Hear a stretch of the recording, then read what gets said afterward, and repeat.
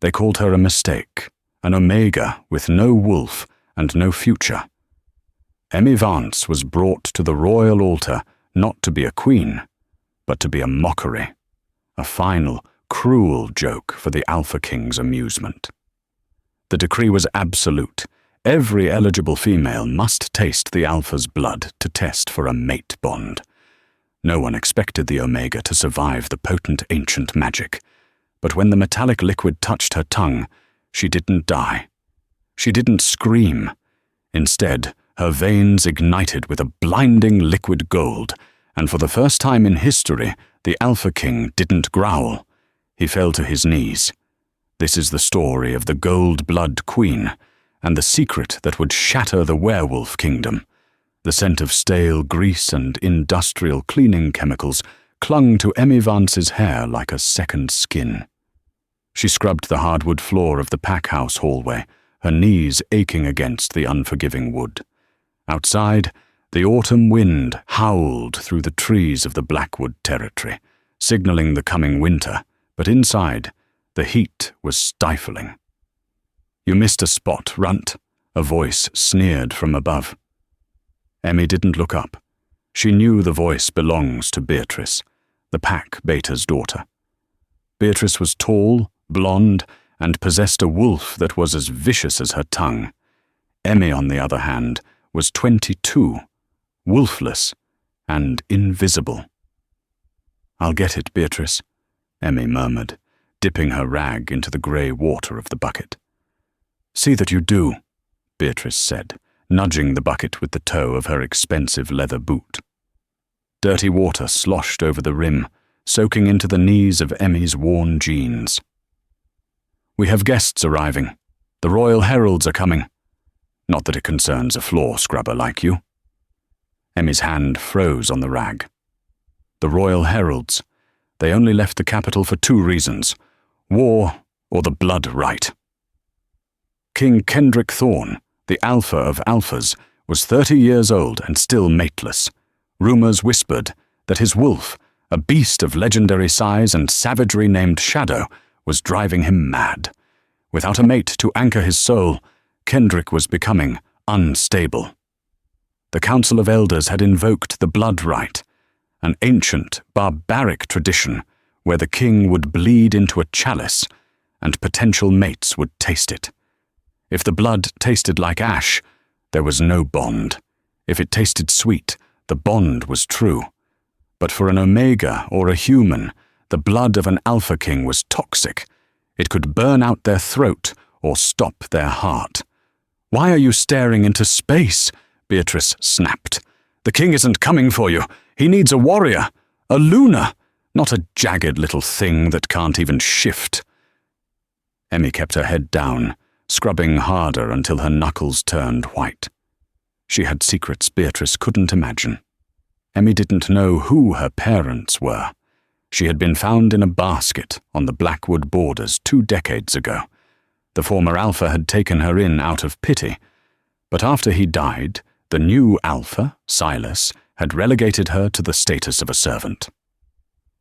Later that evening, the pack house gathered in the Great Hall. Alpha Silas stood at the front, his chest puffed out as the royal heralds entered. They were dressed in the king's colours, obsidian and silver. "By order of King Kendrick Thorne," the lead herald boomed, unrolling a scroll made of heavy vellum. "Every unmated female between the ages of 18 and 25 within the Kingdom of Valoria is summoned to the Obsidian Palace." A murmur of excitement rippled through the crowd. The girls preened, fixing their hair. "However," the herald continued, his voice cutting through the noise, "the council has decreed that all females must participate, including Omegas, including the unaffiliated." The room went silent. Emmy, standing in the shadows near the kitchen door, felt a cold dread settle in her stomach. "That's a death sentence," Alpha Silas argued, stepping forward. "The king's blood is too potent for the weak. If an Omega drinks it, they will die." "The king is desperate, Alpha Silas," the herald replied coldly. His wolf is on the brink of feral madness. The oracle has seen a vision. The mate is hidden where no one looks. If a few Omegas must perish to save the king, so be it. Beatrice turned, her eyes locking onto Emmy in the back of the room. A cruel smile twisted her lips. "Did you hear that, Emmy?" Beatrice called out, drawing the attention of the entire pack. "You're going to the palace. Maybe you'll finally be useful to the pack. If you die, at least we won't have to feed you anymore." Laughter rippled through the room, cruel and sharp. Emmy shrank back, clutching her arms. She didn't want to be a queen. She didn't want power, she just wanted to survive. But as the herald's gaze landed on her, she knew she had no choice. The king's command was absolute law. To refuse was treason, punishable by public execution. She was going to the Obsidian Palace, and she was likely going to die there. The journey to the capital took 2 days. The transport trucks were crowded, smelling of diesel and fear. Emmy sat squeezed between 2 sobbing Omegas from a neighboring pack. The atmosphere was heavy, while the high-ranking she-wolves traveled in luxury sedans, discussing which designer dresses they would wear. The Omegas were treated like cattle sent to slaughter. When the Obsidian Palace finally came into view, it stole the breath from Emmy's lungs. It was a fortress of black stone, carved directly into the side of Mount Moriah. Spires reached up like claws, scratching the grey sky. It was beautiful, terrifying, and cold. They were herded into the grand ballroom, a cavernous space lit by thousands of floating candles. The floor was polished marble, black as night. Hundreds of women stood in lines, grouped by rank. The alphas and betas stood at the front, wearing silk and velvet. The Omegas were shoved to the back, wearing their simple cotton clothes. The air shifted. The temperature in the room dropped 10 degrees. "He is coming," a woman whispered. The massive double doors at the far end of the hall groaned open. A hush fell over the crowd, so complete that Emmy could hear her own heart hammering against her ribs. King Kendrick Thorne entered. He was a giant of a man, standing nearly 7 feet tall. His shoulders were broad enough to block out the light. He wore a simple black shirt that strained against his muscles and dark tactical pants. He wore no crown. His presence was authority enough. His hair was dark, shorn close on the sides, and his face was a map of violence. A jagged scar ran from his left temple down to his jaw. But it was his eyes that terrified Emmy. They were amber, burning with a restless, predatory fire. He looked exhausted. He looked like a man holding back a hurricane. Beside him walked Elder Malachi, a withered man with a silver cane and eyes that looked like polished stones. Malachi held a golden chalice encrusted with rubies. "Ladies of Valoria." Malachi's voice was thin and reedy, amplified by magic to reach every corner of the room. "You know why you are here. The king requires a queen. One by one you will approach. The king will offer his blood. You will drink. If you are the one, the spirits will reveal it." Kendrick said nothing. He pulled a ceremonial obsidian dagger from his belt. Without flinching, he sliced his own palm.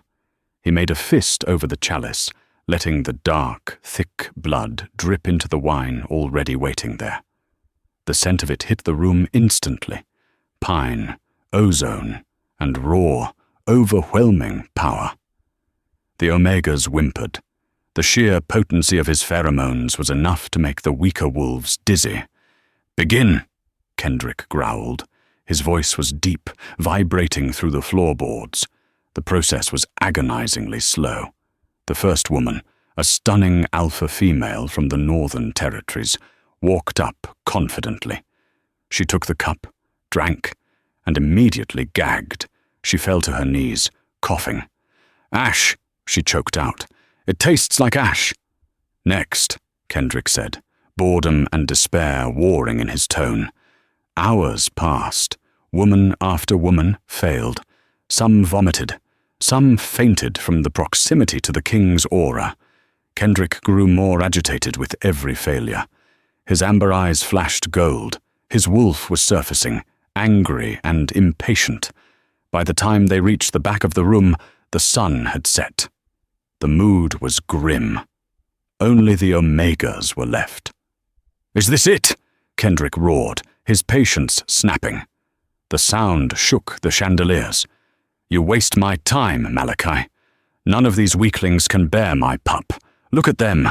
They cower at my scent."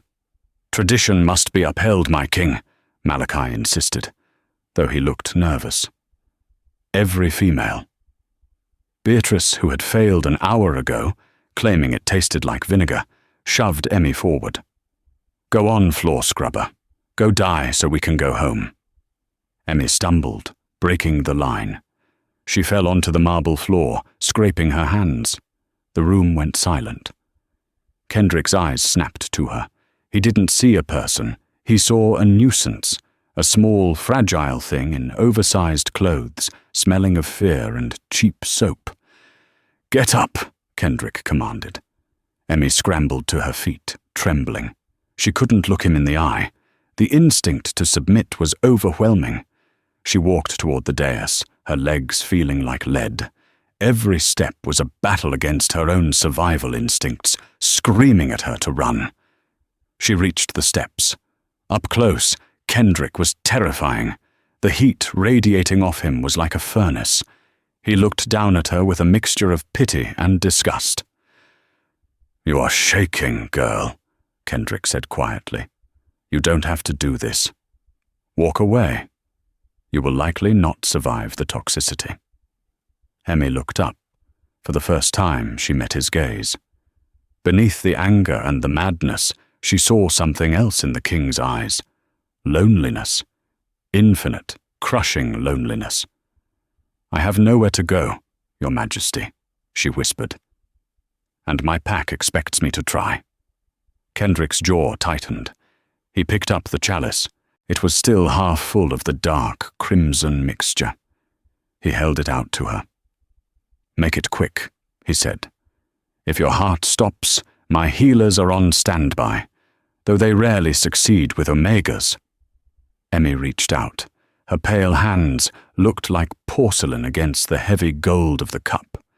The smell of his blood was overwhelming. It didn't smell like copper to her. It smelled like a storm gathering over the ocean. It smelled like home. She hesitated, took a breath, and lifted the chalice to her lips. She tipped her head back and swallowed. The room held its breath. Beatrice smirked, waiting for the convulsion, the blood coughing, the death. The liquid hit Emmy's tongue. It wasn't ash. It wasn't vinegar. It exploded like liquid starlight. It tasted of wild berries, dark chocolate, and electric fire. A shockwave hammered through her chest, not of pain, but of awakening. Emmy gasped, dropping the chalice. It clattered loudly against the stone, ringing out like a bell. "Well?" Malachi demanded, leaning forward. "Speak, girl. Does it burn?" Emmy clutched her chest. She couldn't speak. The heat wasn't staying in her stomach. It was rushing into her bloodstream. She looked at her hands. Beneath her pale skin, her veins were turning black, then blue. And then, with a sudden flash that lit up the dim hall, they began to glow. Brilliant, blinding gold. The light traveled up her arms, across her neck, illuminating her face in a halo of divine energy. The dusty clothes she wore seemed to fade against the brilliance of her own skin. King Kendrick stumbled back, his eyes widening. The beast inside him, the one that had been screaming in rage for years, suddenly went dead silent. And then, the impossible happened. Kendrick, the alpha of alphas, the king who knelt for no one, felt his knees buckle. It wasn't weakness, it was worship. His wolf, Shadow, forced control of his body, not to attack, but to submit. With a thud that echoed through the silent ballroom, King Kendrick fell to his knees before the trembling Omega. He lowered his head, baring his neck, the ultimate sign of submission. "Mate," Kendrick breathed, his voice sounding like gravel grinding together. "My queen." Silence in the grand ballroom was usually a sign of respect, but this silence was heavy, suffocating, and terrified. King Kendrick Thorne, the butcher of the battlefield, the man who had executed traitors with his bare hands, was kneeling, and he was kneeling before a girl whose knees were stained with dirty mop water. "My king!" Elder Malachi's voice cracked the silence like a whip. "Get up! This is madness! She is an Omega, a nobody!" Kendrick didn't move immediately. He was breathing hard, the scent of Emmy filling his lungs. It was intoxicating, purer than mountain air, sweeter than nectar. His wolf, Shadow, who had been scratching at the walls of his mind for a decade, was now purring, curled up in content submission. The madness that had plagued Kendrick for years had vanished in a single heartbeat, replaced by a fierce, possessive clarity. He stood slowly, his massive frame towering over the trembling girl. The gold light in Emmy's veins began to dim, fading back into her skin, but the impact remained. She looked up at him, her brown eyes wide with shock. "What did you do to me?" she whispered, her voice barely audible.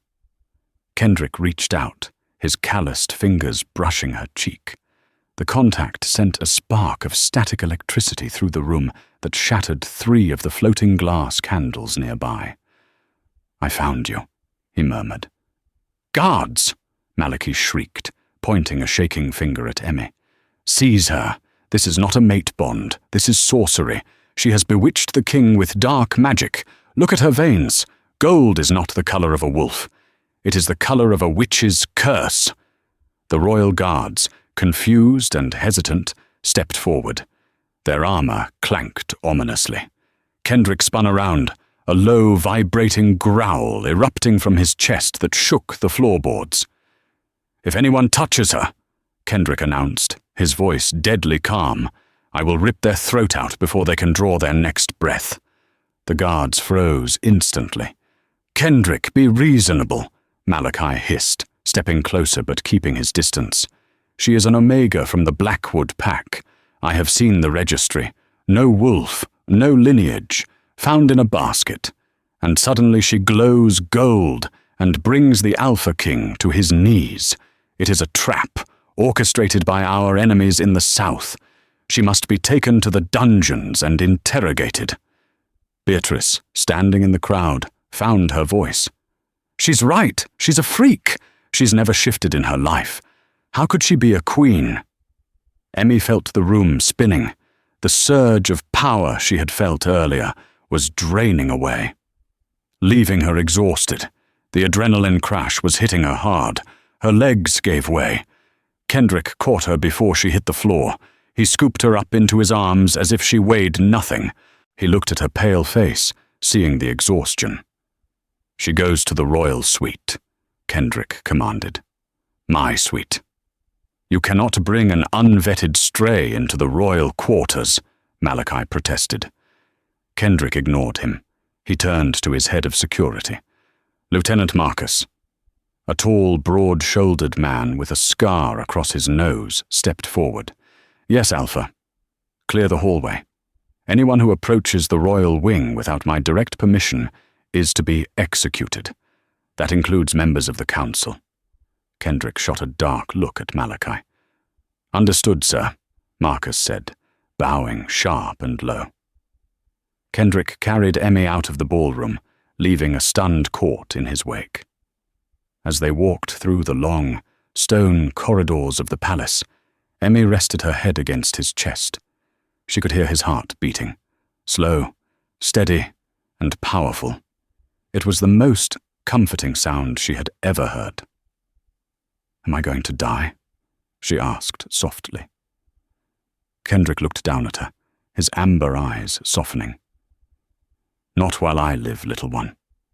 Not while I live. He kicked open the double doors to his private chambers, a massive room dominated by a fireplace large enough to roast a stag and a bed covered in furs. He laid her gently on the mattress. "Rest," he ordered. "I have to deal with the vultures outside. Marcus will stand guard at the door. You are safe here." Emmy watched him leave. As the door clicked shut, she looked at her hands. The gold was gone, but her skin looked different. The scars from years of scrubbing floors and harsh detergents were fading before her eyes. She felt a hum in her blood, a song she couldn't quite hear but felt in her bones. Malachi was right about one thing. She wasn't a normal wolf, but she knew she wasn't a witch. She was something else, something that terrified the Elder Council. The next morning, Emmy woke to the smell of roasted meat and fresh bread. It was a stark contrast to the stale oats she was used to at the Blackwood Pack house. She sat up. She was wearing a silk nightgown that had been laid out for her, costing more than her entire life's earnings. The room was empty, but the door opened moments later. It wasn't Kendrick. A woman walked in. She was strikingly beautiful, with hair like spun silver and eyes the color of ice. She wore a dress of deep emerald green that hugged her curves. This was Lady Isolde Sterling, the daughter of the Northern Alpha, and until last night, the woman everyone assumed would be queen. She was followed by a maid carrying a tray of food. "So," Isolde said, her voice smooth and cold, "this is the creature that has the court in an uproar." Emmy pulled the furs up to her chin. "Who are you?" "I am the woman who is supposed to be sleeping in this bed," Isolde replied, walking around the room and running a finger over the furniture as if inspecting for dust. "I am Lady Isolde. And you are Emmy Vance? Is that right?" The name given to bastards in the Blackwood territory. "The king brought me here," Emmy said, trying to sound braver than she felt. "The king is a man starved for a connection," Isolde sneered. "He is vulnerable. Malachi believes you used a glamour spell. I'm inclined to agree. Look at you. You're plain, you're frail. You have the scent of bleach and poverty." Isolde stopped at the foot of the bed. "Do you really think you can hold the throne? Being queen isn't just about warming the king's bed. It's about politics, war, lineage. You have none of these. You will be eaten alive." "I didn't ask for this," Emmy said firmly. "And yet here you are." Isolde leaned in, her eyes flashing with her wolf's aggression. "Let me give you a piece of advice, little Omega. The test of lineage is coming. Malachi has petitioned the High Council. If you fail, if your blood proves to be anything less than pure, they will execute you for treason. Kendrick can protect you from swords, but he cannot protect you from the law." Isolde turned to leave, but paused at the door. "Enjoy the breakfast. It might be your last." Emmy stared at the food. Suddenly she wasn't hungry. An hour later, the door opened again. This time it was Kendrick. He looked tired. He clearly hadn't slept. He was still wearing the tactical clothes from the night before. He stopped when he saw Emmy sitting on the edge of the bed. His nostrils flared. "Isolde was here," he growled. It wasn't a question. "She came to welcome me," Emmy said dryly. "She has a very sharp tongue."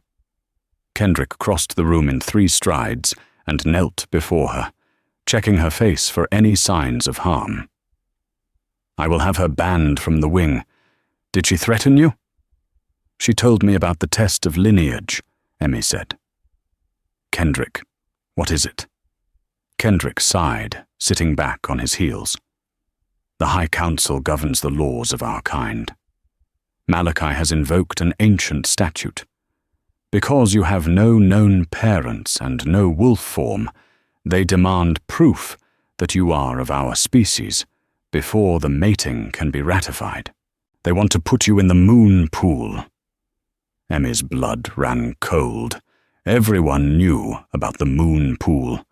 It was a sacred spring in the catacombs beneath the palace. It forced a wolf to shift. If a human or a witch entered the water, they would drown or be boiled alive by the magic. "I can't shift, Kendrick," Emmy said, panic rising in her chest. "I've never shifted. If they put me in there—" "I won't let them hurt you," Kendrick vowed, taking her hands. "But we need answers. I brought someone." He gestured to the door. Lieutenant Marcus opened it, admitting a man in a white lab coat carrying a heavy leather bag. He had spectacles and a kind, curious face. "This is Dr. Julian Vane," Kendrick introduced. "He is the foremost expert on lycanthropy genetics. He is the only one I trust." Julian bowed. "It is an honor, my lady. The king has told me about the glowing—" "Can you tell me what I am?" Emmy asked. "I can try," Julian said. "I need a sample of your blood, just a drop." Emmy nodded. She held out her arm. Julian pricked her finger with a sterile lancet. As the drop of blood welled up, it wasn't red.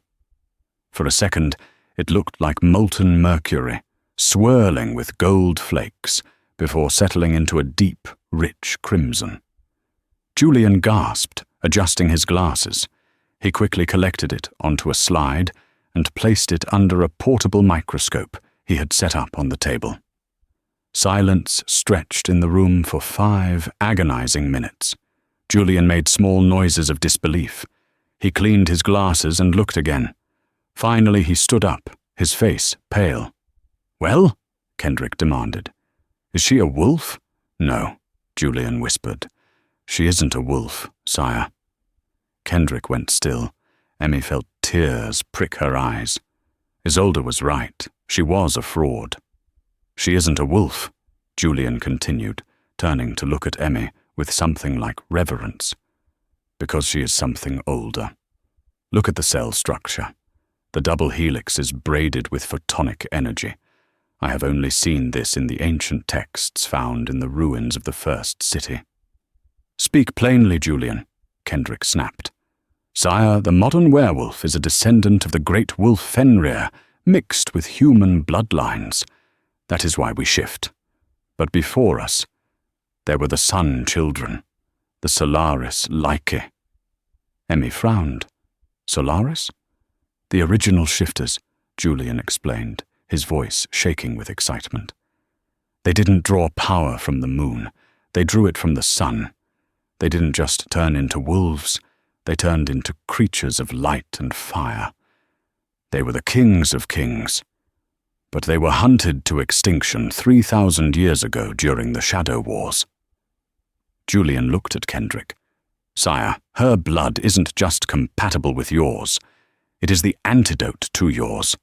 Your bloodline is of the moon, dark, heavy, prone to madness. Hers is of the sun. She is the only thing in the world that can balance you. That is why you bowed. Your wolf recognized its goddess." Kendrick looked at Emmy, stunned.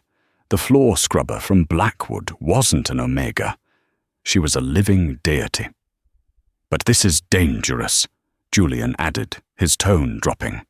"If the Council finds out, if Malachi knows she is a Solaris, he will kill her," Kendrick finished grimly. "The Council fears nothing more than the return of the Sunbloods. They would lose their power." "Then we must hide it," Emmy said, realizing the gravity of the situation. "If I go into the moon pool, will it show them what I am?" "The moon pool reacts to lunar magic," Julian said. "If a Solaris enters it, the reaction could be catastrophic. It wouldn't just boil, it might explode." "Then we have a problem," Kendrick said, standing up and pacing. "The Council has scheduled the test for tomorrow at dawn. We cannot refuse without forfeiting the throne." Emmy stood up. The fear was still there, but the knowledge of who, or what, she was had ignited a spark of anger in her belly. She was done being the victim. "Then let them test me," Emmy said. Kendrick stopped pacing. Emmy, you heard him.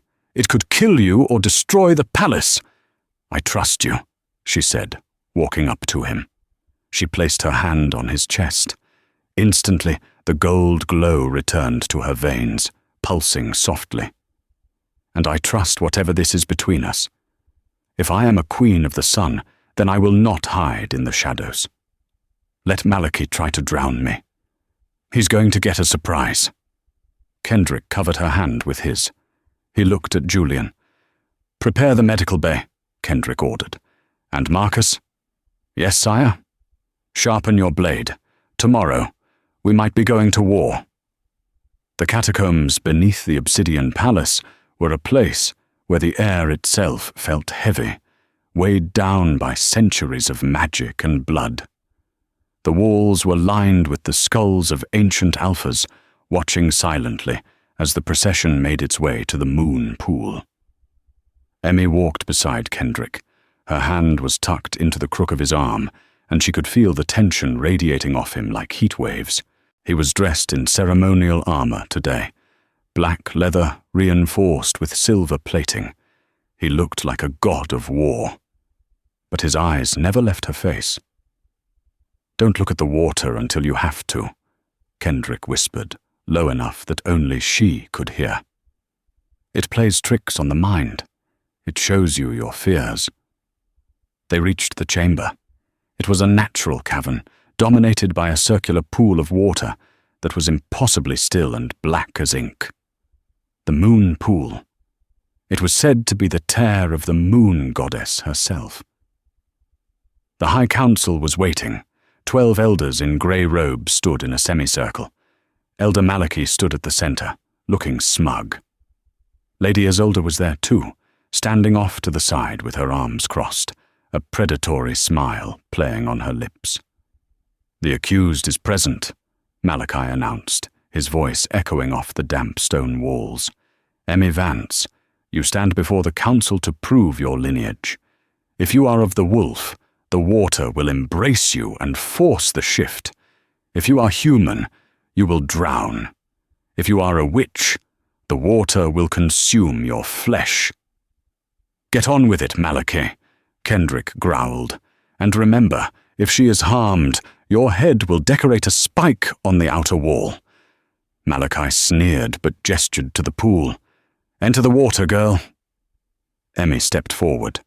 She was barefoot, wearing a simple white shift dress provided for the ritual. The stone was freezing against her feet. She looked at the black water. It didn't reflect the torchlight. It seemed to absorb it. Trust the fire inside, she told herself. I am not a wolf of the moon. I am something else. She stepped onto the first submerged stair. The water was colder than ice. It bit into her skin, sending a shock through her system. She took another step. The water rose to her waist. Go deeper, Malachi commanded. Submerge! Emmy grit her teeth and walked until the water lapped at her collarbone. She closed her eyes and waited. At first, there was nothing but the crushing cold. Then, the pain started. It wasn't the burning of acid. It was a pressure, as if the water was trying to crush the foreign magic inside her blood. The moon magic of the pool sensed an intruder. It sensed the sun. The water began to churn. Bubbles rose to the surface, smelling of ozone. She is a witch! Isolde shouted triumphantly. Look, the water rejects her. No, Dr. Julian Vane, who was watching from the shadows, whispered to himself. It's not rejecting her, it's reacting. Emmy felt a scream building in her throat. The cold was seeping into her heart. She was dying. The moon was extinguishing her. No! A voice inside her roared. It wasn't a wolf's voice. It was the voice of a star. Burn. Emmy opened her eyes. They were no longer brown. They were blinding white. A pulse of golden energy erupted from her chest. It hit the black water like a physical blow. The reaction was instantaneous and violent. The water didn't just boil, it illuminated. The black ink turned into swirling liquid gold. A pillar of steam hissed upward, blasting the ceiling of the cavern. "Get back!" Kendrick roared, shielding his face. The cavern shook. The water of the moon pool, ancient and dark, was being rewritten. Emmy wasn't shifting into a wolf. She was floating, lifting out of the water, suspended by a vortex of golden light. From her back, wings of pure energy unfurled. Not bird wings, but jagged, fierce structures of light that resembled the ruff of a celestial wolf. She hovered 5 feet above the pool, the water beneath her glowing like molten lava. She looked down at Malachi, her face terrible and beautiful. "You judge me?" Her voice wasn't hers. It was a chorus of thousands. "I am the dawn that breaks the night." With a wave of her hand, the water from the pool lashed out. It didn't hit Kendrick. It struck the council members. But instead of burning them, the golden water solidified, trapping them in cages of crystallized amber. Malachi fell backward, scrambling away on his hands and knees, his face a mask of sheer terror. "Solaris," he whimpered. "The prophecy. The world burner." The light became too intense. Emmy gasped, the power suddenly too much for her human frame to sustain. The light winked out. She fell. Kendrick was there before she hit the stone. He caught her wet, shivering body, pulling her tight against his chest. The golden water in the pool settled, but it remained glowing, a permanent mark of what had happened. "Is she alive?" Marcus shouted, running forward with a cloak. Kendrick pressed his ear to her chest. Her heart was beating like a trapped bird, fast and erratic. "She lives, but she drained everything she had." Kendrick stood up, lifting Emmy. He turned to the terrified nobles and the trapped elders encased in amber. "You wanted proof?" Kendrick's voice was a death knell. "You have it. She is not just a wolf. She is the apex, and anyone who speaks against her from this moment on answers to me." He stormed out of the catacombs, leaving the council broken and the history of the werewolf kingdom forever changed. But as he walked, he noticed something that made his blood run cold. Emmy was bleeding from her nose. The blood was gold, and she was burning up. The royal wing was on lockdown. 50 of the king's elite death squad guarded the hallway. Inside the master suite, Dr. Julian Vane was working frantically. Emmy lay on the bed, tossing and turning in a fever dream. Her skin was hot to the touch, glowing faintly in the dim light. "Her body is fighting the transition," Julian explained, wiping sweat from his brow. She forced a Solaris awakening before her body was ready. It's like running too much voltage through a small wire. She's overheating. Kendrick paced the room, his wolf pacing inside him. He felt helpless. He could kill an army, but he couldn't fight a fever. "Fix her, Julian." "I am doing my best, sire. But I need moonshade root to stabilize her temperature. It's rare. It grows in the royal gardens, but only blooms at midnight." "I'll get it," Kendrick said immediately. "Sire, you cannot leave her side," Marcus argued from the doorway. "The palace is in chaos. Malachi's faction is regrouping. It's not safe."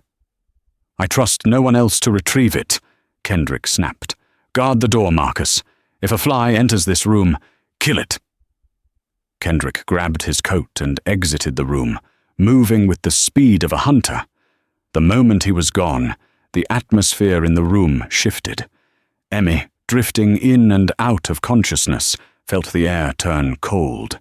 The heat of her fever clashed with a sudden, unnatural chill. She opened her eyes. The room was dark. "Marcus?" she croaked. No answer. She tried to sit up. "Dr. Julian." She saw Julian standing in the corner. He was frozen, standing perfectly still. Then his body slumped forward, sliding to the floor. A dart with a black feather protruded from his neck. Emmy's breath hitched. She scrambled backward on the bed, pressing her back against the headboard. From the shadows of the balcony curtains, a figure emerged. They were dressed in a suit that shimmered and blended with the darkness, stealth tech used by the Assassin's Guild. They wore a mask made of silver, carved to look like a skull. "The Golden Abomination," a distorted voice said. The assassin stepped over Julian's unconscious body. In his hand, he held a dagger. It wasn't steel, it was pure, white silver, dripping with a viscous purple liquid. Wolfsbane concentrate mixed with witchbane. "Who sent you?" Emmy demanded, her voice shaking but firm. She tried to summon the light, but she was too weak. A spark fizzled at her fingertips and died. "The Order of the Moon preserves the balance," the assassin said. "You are a disruption. You must be erased." He lunged. Emmy threw herself off the bed, rolling across the floor. The dagger slashed the mattress where she had been a second before, shredding off the silk and feathers. She crashed into the heavy oak table, grabbing a heavy silver candelabra. The assassin laughed, a dry, rasping sound. "You fight? Good. Prey tastes better when it struggles." He advanced. Emmy swung the candelabra. He caught it easily with one hand and backhanded her. Emmy flew across the room, hitting the wall hard. Pain exploded in her head. She tasted blood. Gold blood. The assassin pinned her to the wall, the silver dagger raising for the killing stroke. "Say hello to your ancestors." Emmy looked at the blade. She thought of Kendrick, his sadness, his hope. She refused to die. She refused to leave him alone in the dark again. "If I can't summon the light," she thought desperately, "I will become the heat." As the dagger came down, Emmy didn't scream. She grabbed the assassin's wrist. Her skin didn't just glow this time, it superheated. The assassin shrieked, a horrible, guttural sound. Smoke rose from his wrist where Emmy touched him. The leather of his suit melted instantly, fusing to his bone. The heat was so intense, it warped the silver dagger in his hand, softening the metal until it bent like rubber. He dropped the weapon, staggering back, clutching his charred arm. "What are you?" "I am the Queen," Emmy gasped, standing up. Her hair was floating around her face as if she were underwater. "And you are trespassing." The door burst open. Kendrick stood there, a bundle of purple roots in his hand. He took in the scene instantly. Julian on the floor, the melted dagger, the assassin clutching his arm, and Emmy glowing with righteous fury. The king didn't say a word. He simply let go of his human form. There was the sound of bones cracking, wet and loud. In the span of a heartbeat, the man was gone, replaced by Shadow, a massive, midnight black wolf standing 7 feet tall at the shoulder. The assassin tried to run for the balcony. Shadow was faster. The giant wolf crossed the room in a blur of black fur. He caught the assassin mid-air, jaws capable of crushing steel clamped around the assassin's torso. There was a sickening crunch, and the assassin went limp. Shadow tossed the body aside like a rag doll and turned to Emmy. His amber eyes were wild, dilated with bloodlust. He was growling, a low rumble that vibrated in Emmy's teeth. He was on the edge of feral madness. He had almost lost his mate. Emmy didn't run. She walked toward the massive beast. "Kendrick," she whispered. The wolf snapped his jaws, saliva dripping from his fangs. He didn't recognize her. He was lost to the kill. "Kendrick, look at me." She reached out. Her hand, still hot from the battle, touched the wolf's wet, black nose. The contact sizzled. The gold light from her skin flowed into the black fur of the wolf. Shadow froze. The madness in his eyes cleared, replaced by recognition. He whined, a high-pitched sound for such a massive creature, and lowered his giant head, nudging it against her chest. Emmy buried her hands in his thick fur, sobbing with relief. "I'm here. I'm okay." Kendrick shifted back, collapsing naked onto the floor, pulling Emmy into his arms. He was covered in the assassin's blood, shaking uncontrollably. "I was too slow," he rasped, burying his face in her neck. "I almost lost you." "You weren't too slow," Emmy soothed him, stroking his hair. She looked at the dead assassin. On the blackened wrist of the corpse, the sleeve had burned away to reveal a tattoo. It wasn't the mark of a rogue. It was a crest of a snake wrapped around a rose. "Kendrick," Emmy whispered, pointing at the mark. "Look." Kendrick looked up. His face hardened into a mask of pure, cold rage. "That is the crest of House Sterling," Kendrick said, his voice void of all emotion. "Isolde didn't just want the throne. She ordered the hit." He stood up, helping Emmy to her feet. The fear was gone. Now, there was only war. "Isolde and Malachi have declared war," Kendrick said, his eyes turning gold. "Tonight we finish it. Tonight, the Obsidian Palace runs red." The news of the assassination attempt spread through the Obsidian Palace like wildfire in a drought. By the time Kendrick, fully dressed in his battle armor, kicked open the doors of the royal suite with Emmy by his side, the atmosphere in the castle was chaotic. Lieutenant Marcus met them in the corridor, his sword already drawn. His face was pale beneath his tan. "Sire, it's worse than we thought," Marcus reported breathlessly. "Lady Isolde has mobilized the Northern Guard. They have seized the throne room. They claim you are unfit to rule, corrupted by a solar witch. They are demanding your abdication." Kendrick let out a low, terrifying laugh that made the guards around him flinch. "She tries to steal my crown while her assassin's blood is still wet on my floor. She has courage. I'll give her that." He turned to Emmy. She was still pale from the fever and the fight, wearing a tunic of Kendrick's that swallowed her small frame. But her eyes, they were no longer the eyes of a frightened servant girl. They burned with a steady, golden intensity. "Stay with Marcus in the bunker," Kendrick ordered softly, cupping her cheek. "This will get ugly. I won't risk you again." Emmy covered his hand with hers. The heat of her skin was comforting now, a steady hum of power. "You said it yourself, Kendrick. I am the queen. Queens do not hide in bunkers while their kings fight for them." Kendrick hesitated, his protective instincts warring with his newfound respect for her power. He remembered the melted dagger. He remembered the wings of light in the catacombs. "Very well," Kendrick conceded, a fierce pride gleaming in his eyes. "Then let us go take back our house." They moved through the palace like a storm. Kendrick's personal death squad, loyal to the death, fell in behind them. They found the massive oak doors of the throne room barred from the inside. "Open it," Kendrick commanded. Two of his strongest guards stepped forward with battering rams. With a deafening crack, the timber splintered. They hit it again, and the doors burst inward. The throne room was a cavernous space of black marble and silver tapestries. At the far end, on the raised dais, stood the obsidian throne. Lady Isolde was sitting on it.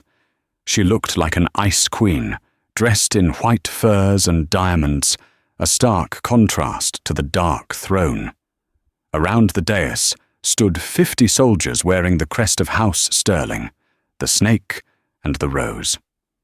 Below the dais, the remaining members of the Elder Council were huddled together, terrified hostages in their own court. Elder Malachi, freed from the amber but looking like a broken man, was among them, muttering incoherently to himself. Isolde stood as Kendrick and Emmy entered, flanked by their own soldiers. The two armies faced each other across the polished floor, tension thick enough to choke on. "Kendrick," Isolde said, her voice smooth and projecting easily across the hall. "You look terrible. The madness must be setting in deeper. Step down before you hurt someone." "Get off my chair, Isolde," Kendrick said, his voice deceptively quiet. It was the calm before a tsunami. "It is not yours anymore," Isolde sneered. "You violated sacred law. You brought a monster into our bed, a creature whose very existence is illegal. The council has decreed—" "The council commands nothing!" Emmy's voice rang out, cutting through Isolde's speech. Emmy stepped out from behind Kendrick. Isolde laughed when she saw her. "Look at it," Isolde mocked. "A little Omega playing dress-up in the king's clothes. Did my assassin frighten you, little girl? Did you have to hide behind your big, bad wolf?" Emmy kept walking until she was halfway across the room, standing in the no-man's land between the two forces. "Your assassin is dead," Emmy said calmly. "Burned into the carpet of my bedroom. You sent a boy to do a queen's job." Isolde's smile vanished. "Kill them!" she shrieked at her guards. "Kill the witch first." The 50 sterling guards shifted, preparing to charge. Kendrick roared, shifting mid-stride into shadow. The giant black wolf launched himself at the first line of defense, a whirlwind of teeth and claws. The death squad followed their alpha, clashing with the sterling guards in a brutal cacophony of steel and snarling wolves. It was chaos, but in the center of the storm, Emmy stood perfectly still. 2 of Isolde's guards broke away from the melee and rushed her, swords raised. Emmy didn't move. She closed her eyes and reached deep inside herself, past the fear, past the years of abuse at the Blackwood Pack, down to the core of molten heat that had awakened when she tasted Kendrick's blood. "I am Solaris," she thought. "I am the dawn." She opened her eyes. The throne room exploded with light. It wasn't just a glow this time. It was a solar flare. A wave of blinding, golden energy erupted from Emmy's body in an expanding sphere. The 2 charging guards were hit first. They weren't burned. They were blasted backward by sheer concussive force, their armor crushed, thrown 50 feet across the room to slide unconscious against the far wall. The light filled the room, blinding everyone. The fighting stopped instantly. Wolves whimpered, covering their eyes. Humans dropped their weapons. It was like standing on the surface of the sun. Only Kendrick, in his wolf form, could look at her. Shadow sat on his haunches amidst the carnage, looking at his mate with awe. On the dais, Isolde screamed, shielding her face. The light was stripping away her shadows, her icy facade. Emmy began to walk toward the throne. With every step, the ground beneath her feet scorched black. She didn't float this time. She walked with the weight of a titan. The air shimmered around her from the heat. She reached the stairs of the dais. Isolde was cowering against the throne. Her ice-cold composure melted away into abject terror. "You wanted a queen of blood and ice," Emmy said, her voice amplified by the energy coursing through her, echoing like thunder. "But you received fire." "Stay back," Isolde pleaded, holding up a hand as if to ward off the sun itself. "Malachi, do something. Use the ancient texts." Malachi, huddled on the floor, looked up at Emmy with weeping eyes. "The prophecy," he gibbered. "The golden death. It is beautiful." He began to laugh hysterically, his mind finally snapped by the reality of what he was seeing. Emmy stopped at the foot of the throne. She looked down at Isolde. "This kingdom has been ruled by the night for too long," Emmy declared.